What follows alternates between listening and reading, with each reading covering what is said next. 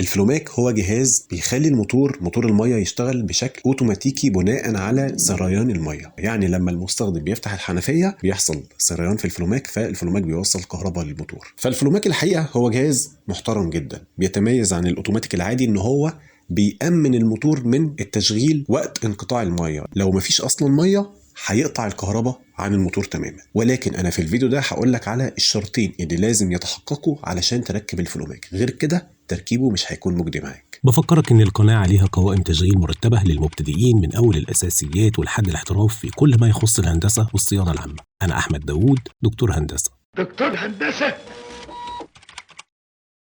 على فكرة اللقطات اللي انت شايفها دي من فيديو شامل عن الفلوماك، اتكلمنا فيه عن كل حاجة عن الفلوماك وعن أعطاله وكيفية صيانته. هسيب لك اللينك في الوصف. أول شرط وأهم شرط إنه لازم يكون ضغط المية عندك منتظم. وأنا هنا مش بقصد عندك في الشقة فوق، لأ، عندك تحت عند مصدر المية. لو بيعلى في أوقات وبيضعف جدا في أوقات، في الحالة دي غالبا الفلوماك هيعمل معاك مشاكل، والمشاكل هتكتر كل ما كان ضعف المية واضح بشكل أكبر في أوقات معينة. الشرط التاني إن الفلوماك بيخدم شقة أو اتنين، نقطة أو نقطتين.